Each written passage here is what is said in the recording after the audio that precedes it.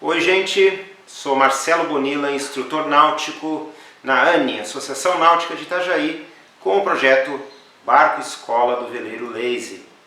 Vamos para a nossa quinta aula. Hoje nós vamos conhecer as 4 posições do veleiro em relação ao vento. Nós já tivemos uma videoaula sobre a identificação do vento, porque o vento é o elemento mais importante para o velejador. Por isso é muito importante saber de onde ele está vindo, a sua força, aquilo que a gente já viu naquela aula. Hoje nós vamos retomar isso e no momento que nós estivermos velejando, a gente vai estar sempre identificando a direção do vento. Quando a gente identificar de onde ele está vindo, em primeiro lugar, a gente vai fazer um exercício de imaginar 2 linhas partindo do ponto onde a gente está, sendo que a gente pega a linha do vento e joga 45 graus para um lado e 45 graus para o outro, formando uma espécie de triângulo. Essa região desse triângulo nós vamos chamar de zona morta, porque é a área que a gente não pode navegar, a gente não consegue velejar dentro da zona morta. Nas demais regiões a gente vai poder velejar.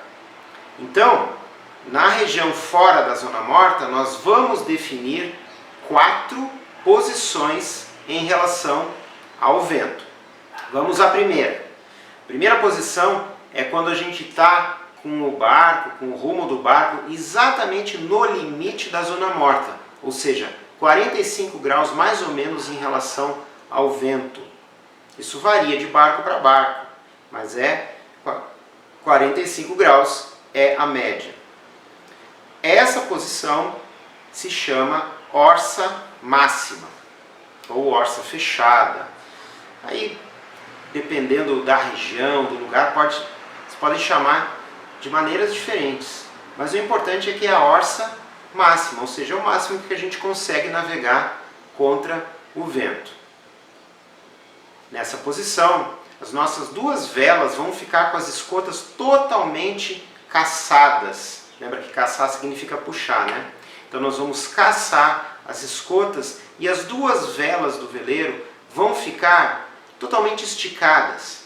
A vela mestra vai ficar com a retranca quase na linha de centro do barco, enquanto que a genoa ou a buja, que são as velas de proa, elas vão ficar também totalmente tensionadas, esticadas.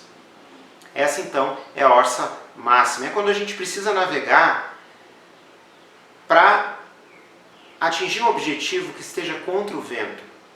Aí a gente vai navegar nessa orça máxima e depois a gente vai virar para a orça máxima no outro lado.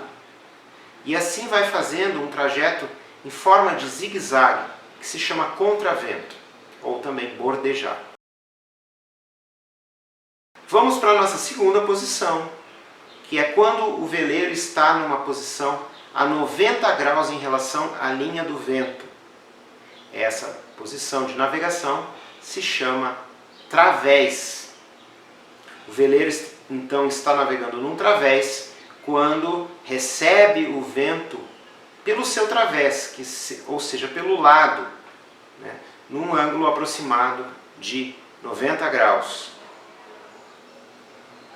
Nessa posição do través, as velas ficam um pouquinho mais folgadas. Nós folgamos um pouco mais as escotas das velas, né? Para que a vela mestra, por exemplo, fique mais ou menos numa diagonal em relação à linha do barco. Já a vela de proa, a buja ou a genoa, vai ficar também um pouquinho mais folgada, um pouquinho mais curvada, não tão tensionada quanto estava na orça máxima. Essa então é a figura mostrando a posição das velas no través, que pode ser de um lado em relação ao vento, como do outro lado em relação ao vento. Vamos agora para a terceira posição, que é quando a gente já está navegando um pouco mais a favor do vento, tá? Num ângulo aí aproximado de 135 graus. O vento então está chegando no barco pela sua aleta, por isso se chama vento de aleta. A aleta é aquele cantinho do barco entre o costado e a popa. Nessa posição de aleta, as escotas já estão bem mais folgadas, a retranca da vela mestra já está bem mais aberta, né, ou seja, num ângulo mais aberto em relação ao centro do barco, e a genoa ou a buja, elas já estão em forma de concha, bem projetadas para frente.